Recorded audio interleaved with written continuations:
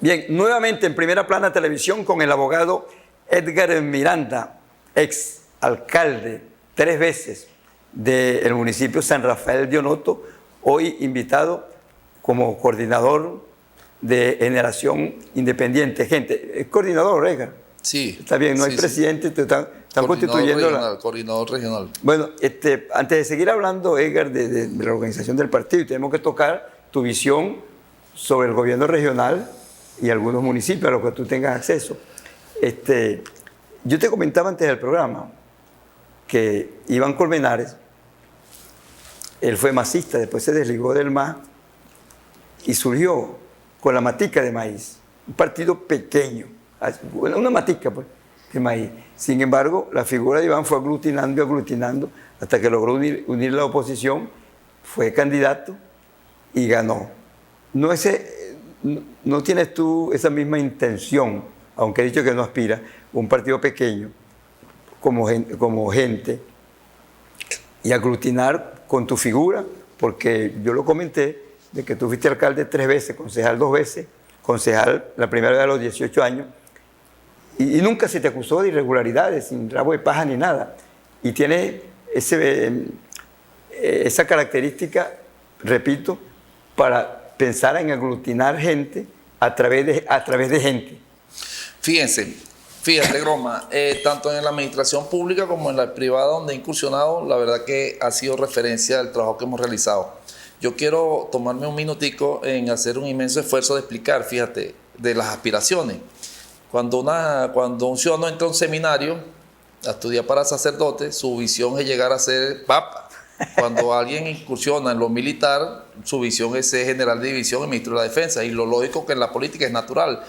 Lo importante es que aprender a diferenciar los tiempos y los momentos. Las aspiraciones en los cargos políticos generalmente es lo que divide a la oposición. Se pelean por una botella vacía. No miren las circunstancias y la jerarquía del problema actual que vive el país. El país hay que adecentarlo, la administración pública hay que adecentarla. Tenemos que reconstruir la unidad venezolana, la unidad portugueseña, de todos sin excepción. Tristemente todos los partidos están judicializados, absolutamente todos. Hay partidos que tienen hasta 3 sectores, eso la verdad que hay que analizar. Y en ese sentido quiero dejar bien claro que se presenta una oportunidad de cara al futuro, porque no podemos quedarnos con los brazos cruzados. Alguien tiene que hacer algo y hay mucha gente en el país y afuera del país que se han ido por las circunstancias, que estamos en sintonía, en consonancia con los tiempos por venir, pero que estamos activándonos desde ya, no esperar que nos agarre, como decía Luis Herrera Camping, el catarro sin pañuelo. Y en ese sentido se abre una posibilidad de la unidad, de recrear la unidad, de unas elecciones primarias, de cara a las elecciones del 2024. Muerto el perro, se acabó la rabia. Debemos, Dios mediante, rescatar el poder nacional. Y esto no es imposible, ni es una quimera, ni es algo imposible, porque así los números lo demuestran.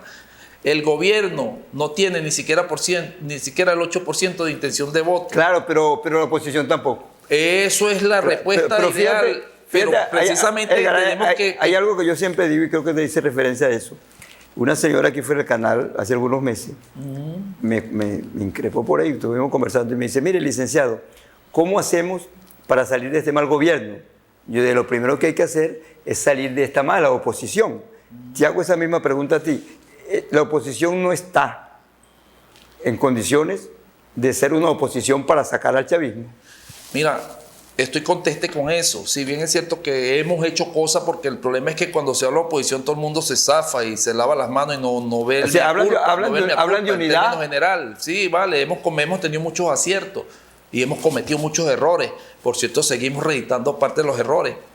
Pero precisamente no podemos llorar sobre la leche derramada. Y eso ocurre precisamente cuando hay un mal gobierno, eso se tamiza a una mala oposición. Porque es que no hay Estado de Derecho, la Constitución se ha hecho letra muerta y no hay una manera de acceder, de proceder constitucional e institucionalmente. Entonces eso es lo que ha hecho crear la anarquía. Pero vuelvo y repito, vamos a pensar en efecto SNUP, en efecto futuro. Ese efecto futuro pasa efectivamente porque se abre la posibilidad de elegir un líder o una lideresa nacional con las bases, como lo establece la Constitución y la ley, porque es que hace tiempo también en la oposición nos hemos alejado de las elecciones internas. Muchos dirigentes le tienen miedo a eso. Entonces las elecciones internas van a permitir decantar, van a permitir filtrar. Por eso es que están saliendo tantos movimientos políticos. Ese fenómeno sociopolítico hay que entender. Oiga, pero aquí y hay que ver el efecto que está ocurriendo en estos momentos. Entonces, en este sentido, permítame redondear la idea, tenemos que convertirnos en una fuerza política social para que logremos una unidad y logremos de cara al 2024 tener un candidato o una candidata única y dejar que participen todas las corrientes que quieran participar en las elecciones internas, no sectorizar, no decir que hay una oposición de primera, una de segunda, una de tercera, etiquetar que que el otro, que no. El país, el ciudadano común desea, anhela, sueña que se le resuelvan sus problemas. Ahora, pues aquí hay un detalle, y esto va en descargo de quienes atacan a la dirigencia opositora. Hay quienes dicen, bueno, los opositores, más de lo mismo, que si Garribero, que si Iván, que si Mara, que si el otro, que si el otro. Dicen eso, puede ser cierto, que dicen otra vez los mismos. Pero resulta que es que esos que critican a la dirigencia tradicional no hacen nada, no van ni siquiera a una marcha, a una protesta. Entonces hay que morir con esto. Y en este caso, Edgar Miranda, yo diría que está en lo intermedio. Está entre los dirigentes tradicionales, pero no es más de lo mismo. ¿Te consideras tú así? Fíjate, esa observación que tú acabas de hacer, que la hizo Groma Parra Pinto, no Edgar Miranda, pero yo lo había afianzado un poco. Aquí no se trata de desplazar a nadie. Aquí se trata de revisar los resultados electorales que vienen ocurriendo en Portuguesa. Han pasado varios procesos electorales y fíjate el último que ocurrió y hasta hoy no se ha presentado un análisis profundo de los resultados en Portuguesa y en Venezuela. ¿Qué va a permitir un análisis? Va a permitir objetivamente ver en qué estamos fallando. Y no se trata aquí de desplazar a nadie, porque todos somos necesarios. Aquí nadie puede crear una unidad desplazando o sacando, estigmatizando al otro, porque ese ha sido el error.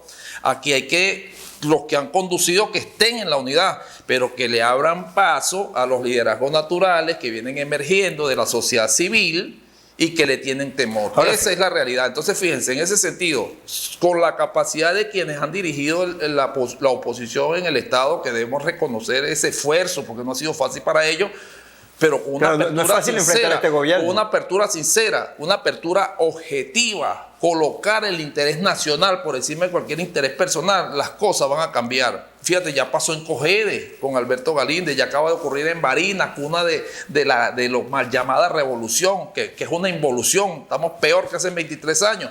Entonces, eso tenemos que tenerlo en cuenta y sacarlo a una mesa de objetiva para que sumemos voluntades. Aquí se trata, como en efecto en la política, de sumar y multiplicar voluntades, no de dividir. Claro, Edgar, pero es que aquí hay algo importante. Yo voy a traer una anécdota personal. Yo fui electo concejal por Copey aquí en Guanare hace algunos años. O sea, gané, pero hubo una debacle en la mayoría de los consejos municipales. Hubo una reunión en Ospino para analizar las elecciones, que ahora eso no se hace, para analizar las elecciones, y empiezan los discursos. Y la gente decía, los que perdieron, yo perdí por esto y esto y esto. Llegaban otros y decían, es que perdimos en tal municipio por esto y esto y esto.